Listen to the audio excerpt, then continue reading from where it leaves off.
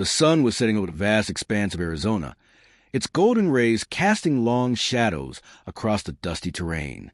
A lone figure rode slowly on a tired horse, his silhouette stark against the fiery horizon. His name was Thomas Carter, a man who had seen more than his fair share of trouble in this untamed land.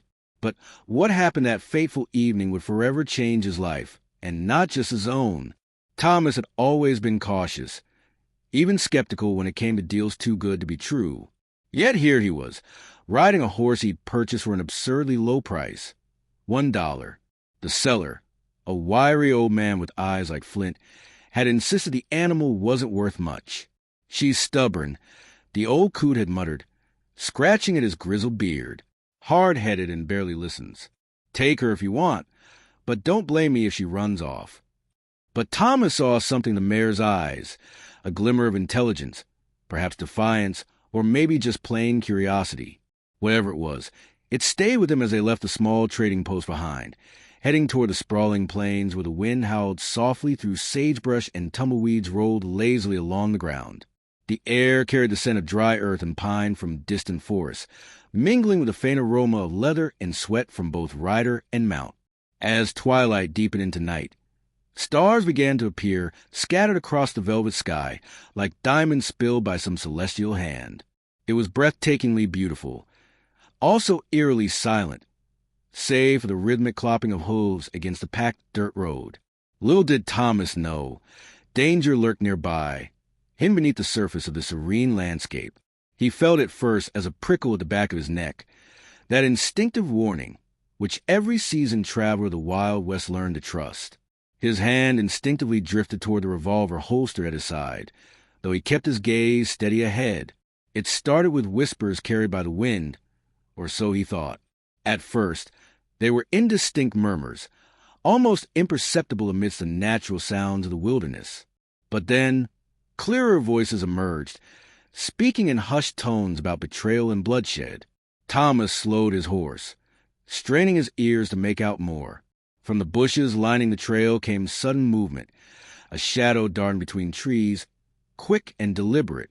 Panic surged within him, but he forced himself to remain calm. If these men intended harm, running might only provoke them further. Instead, he tightened his grip on the reins and called out firmly into the darkness, "Who goes there?" Silence answered him, heavy and oppressive. Then, without warning, gunshots rang out, sharp cracks echoing through the stillness. Bullets whizzed past his head, kicking up dust mere inches from his boots. Instinct took over. Thomas ducked low over the horse's neck, urging her forward with desperate kicks. She responded instantly, surprising him with her speed and agility. For all her supposed stubbornness earlier, this mare now moved with grace and power, weaving skillfully through obstacles while dodging incoming fire. Her muscles rippled under Thomas's thighs, each stride eating up the distance between them and their pursuers. Yet despite her efforts, the assassins remained relentless, closing in steadily. One moment stood out vividly in Thomas's mind during the harrowing chase, the moment when fear gave way to awe.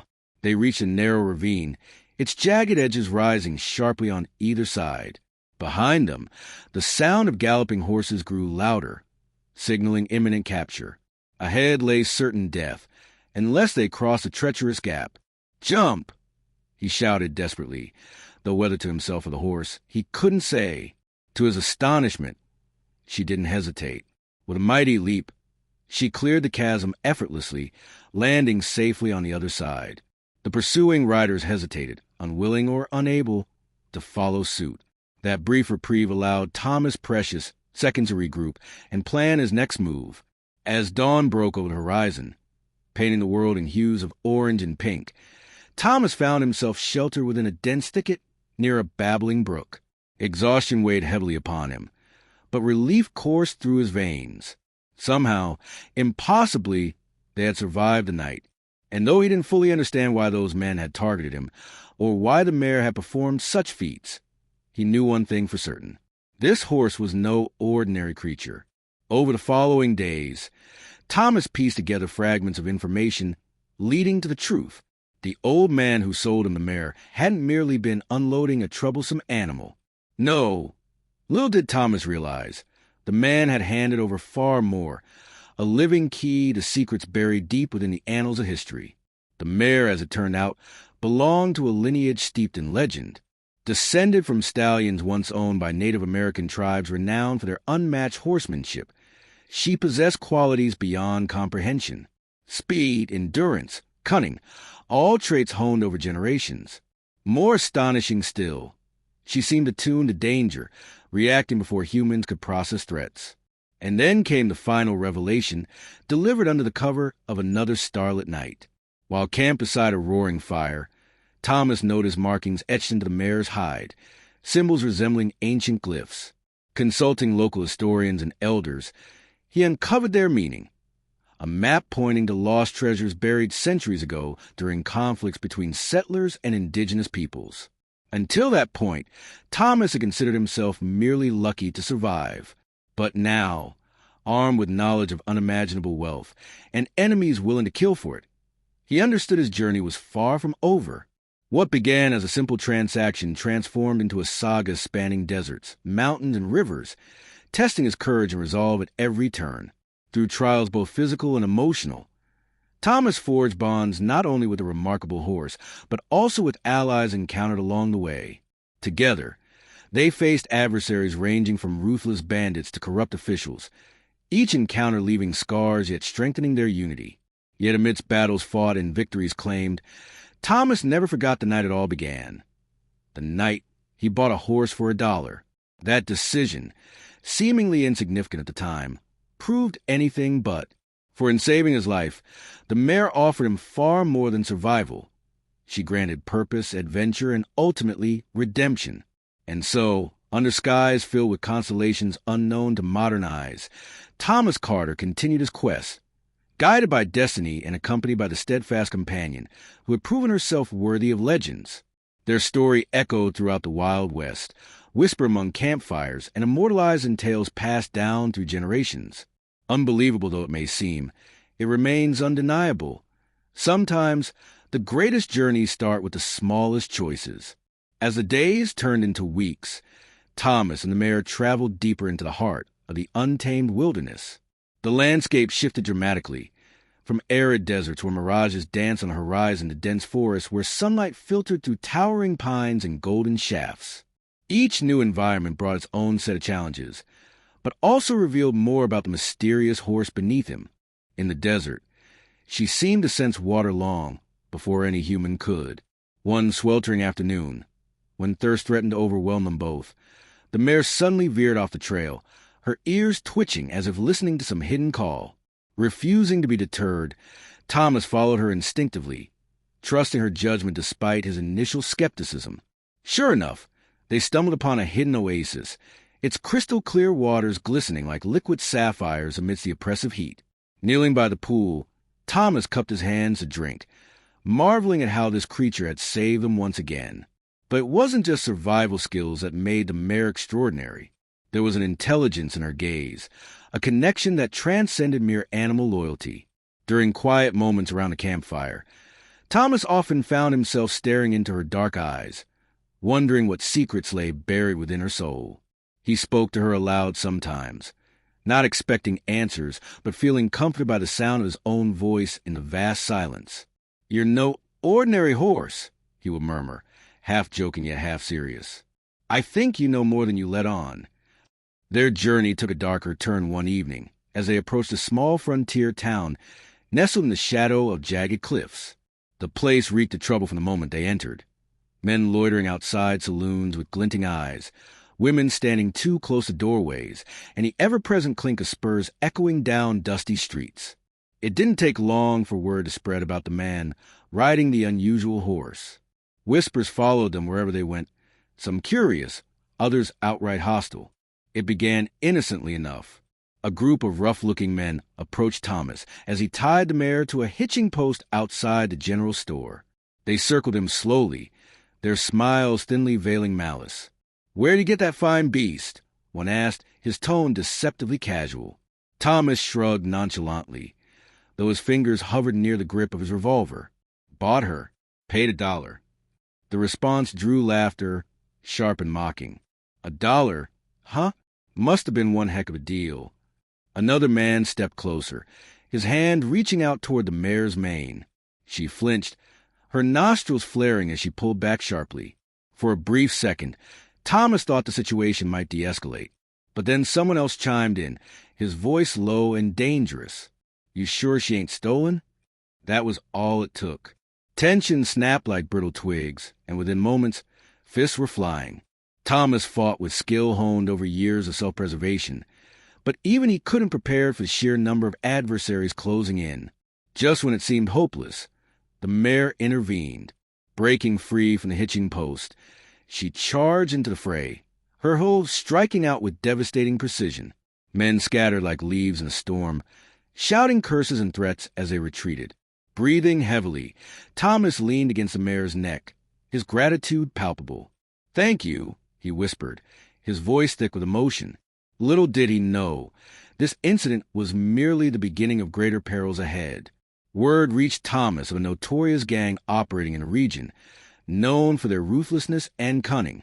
Led by a man called Blackstone, they specialized in tracking down treasure hunters and eliminating competition. The glyphs etched into the mare's hide marked her, and by extension Thomas, as targets of immense value. Knowing this, Thomas resolved to move quickly, staying one step ahead of those who sought to claim what wasn't rightfully theirs. One night, under a sky so clear it felt infinite, Thomas studied the map hinted at by the markings on the mare's coat. With the help of an elderly Native American guide named Running Wolf, he deciphered parts of the ancient script, uncovering clues pointing to a hidden valley rumored to hold treasures beyond imagination. Gold, jewels, artifacts, all buried beneath layers of time and secrecy. Running Wolf warned him gravely, his weathered face lined with wisdom. "This path is fraught with danger. Many have tried, none have returned. The spirits guard this place fiercely." Yet despite the foreboding words, Thomas pressed on, driven by a mix of greed and curiosity that bordered on obsession. The final leg of their journey led them through treacherous terrain, a labyrinth of canyons where echoes distorted reality and shadows played tricks on the mind. At one point, the mare refused to proceed further, planting her hooves firmly as if sensing something amiss.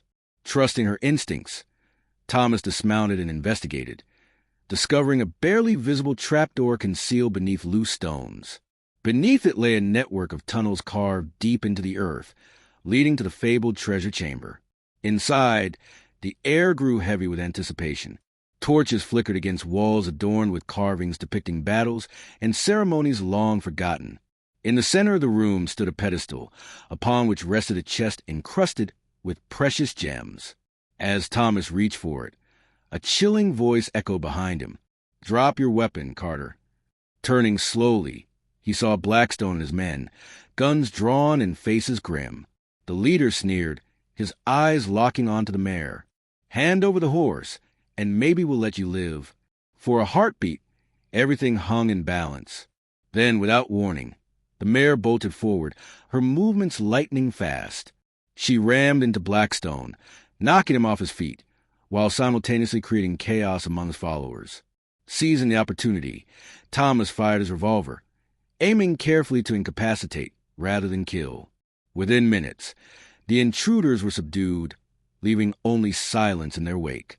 Standing amidst the aftermath, Thomas realized the true extent of the mare's abilities. She wasn't just a companion or a tool. She was a partner, sharing in the trials and triumphs of this extraordinary adventure.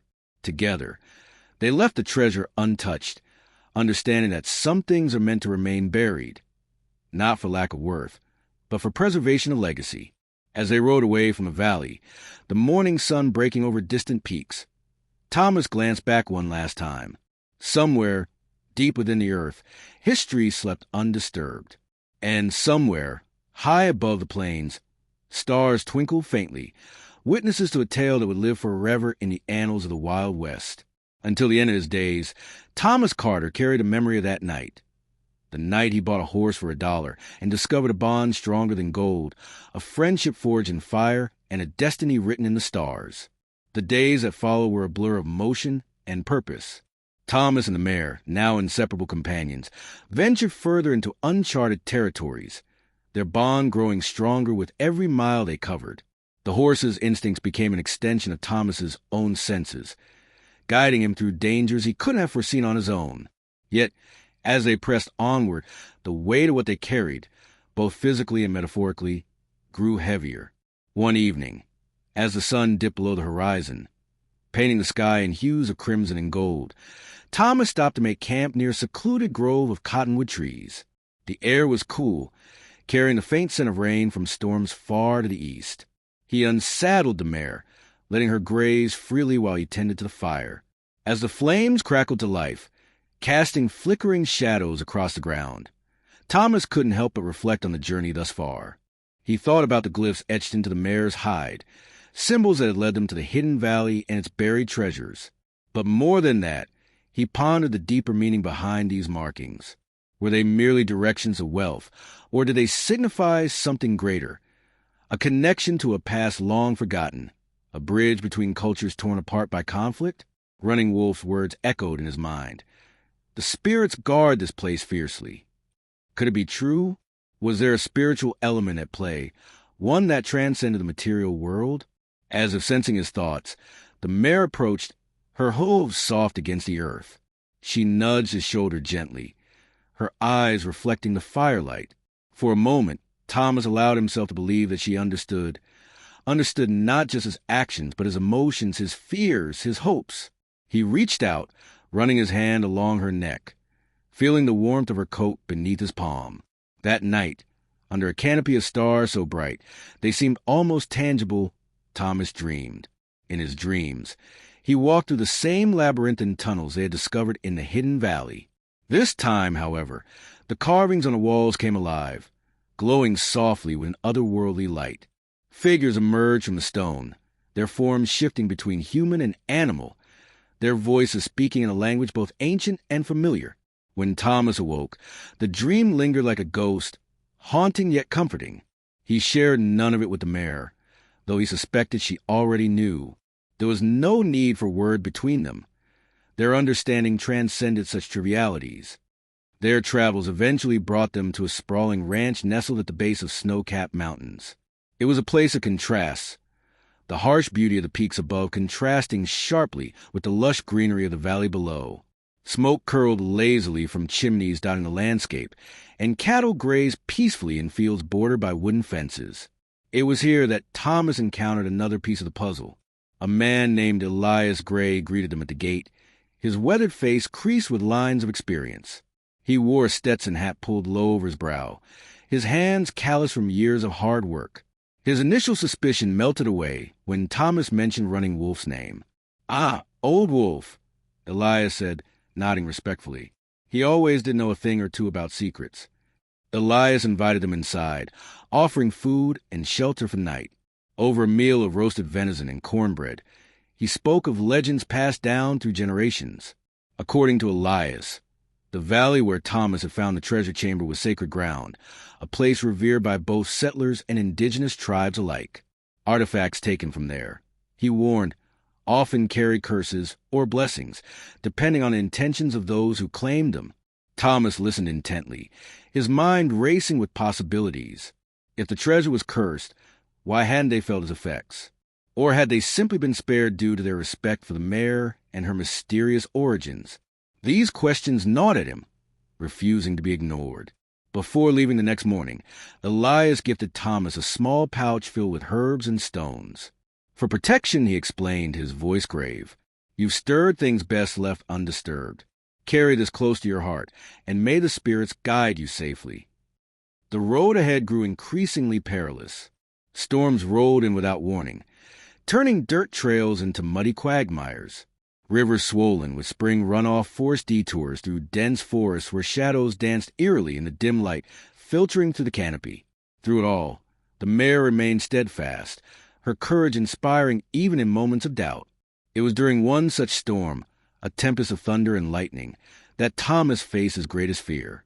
They sought refuge in a cave carved into the side of a rocky escarpment, its entrance partially obscured by thick brush. Inside, the air was damp and cool, the sound of rain muffled by layers of stone. As they settled in, the mare suddenly tensed, her ears swiveling toward the mouth of the cave. Moments later, Figures appeared, men clad in dark clothing, their faces obscured by hoods. Blackstone's gang, resurgent and relentless. Thomas drew his revolver instinctively, but the odds were insurmountable. Before he could act, the mare sprang forward, her hooves striking out with devastating force. Chaos erupted as the intruders scrambled to defend themselves, caught off guard by the unexpected resistance. In the ensuing struggle, Thomas managed to incapacitate several attackers, using the confines of the cave to his advantage. The mare fought alongside him, her movements precise and calculated, as if guided by some unseen force. When the last man fell, the cave fell silent save for the heavy breathing of man and beast. Collapsing against the cold stone wall, Thomas stared at the mare, his chest heaving. "How do you keep doing that?" he asked, half laughing, half crying. She nickered softly in response, her breath misting in the chill air. Days turned into weeks, and weeks into months. The pursuit continued, relentless and unyielding. Yet despite the danger, Thomas felt a strange sense of peace. Perhaps it was a knowledge that he wasn't alone, that the mare would always stand by his side. Or perhaps it was a realization that their journey was part of something larger, something beyond comprehension. Finally, after countless miles and countless trials, they arrived at their destination, a remote settlement perched on the edge of civilization. Here, Thomas hoped to uncover the final piece of the puzzle, to learn the truth about the mare and the legacy she represented. What he discovered, however, was beyond anything he could have imagined. In the heart of the settlement stood an old church, its spire reaching skyward like a finger pointing to heaven. Inside, amidst pews worn smooth by decades of use, sat an elderly woman with silver hair and piercing blue eyes. Her name was Margaret, and she claimed to be the keeper of the mare's history. Margaret spoke of a lineage stretching back centuries, of horses bred specifically for their unique abilities, horses chosen by fate to serve as guardians of ancient knowledge. The mare, she revealed, was the last of her kind, a living relic of a time when harmony existed between humans and nature. Her markings weren't just maps. They were prayers, written in a language older than recorded history. Tears streamed down Thomas's face as he listened, overwhelmed by the enormity of it all. He realized then that his journey wasn't about treasure or glory. It was about preservation, about ensuring that the stories and traditions embodied by the mare survive for future generations. As dawn broke over the settlement, painting the world in shades of pink and orange, Thomas made a decision. He would return the mare to the wild, allowing her to fulfill her destiny free from human interference. It was a choice born of love and respect, a sacrifice that would ensure her survival and the continuation of her legacy. Standing atop a hill overlooking the vast expanse of open land, Thomas watched as the mare galloped away, her mane streaming like fire in the sunlight. For a moment he felt a pang of loss, but was quickly replaced by pride and gratitude. She had saved him, not just from murderers, but from himself, teaching him lessons about trust, courage, and enduring power connection. And so, the tale of Thomas Carter and the Dollar Horse came to an end, or rather, a beginning. For while Thomas returned to the life he once knew, the mare's story lived on, whispered among travelers and sung by bards in smoky saloons. A reminder that sometimes the most valuable things in life aren't measured in gold, but in the bonds we form and the journeys we take together.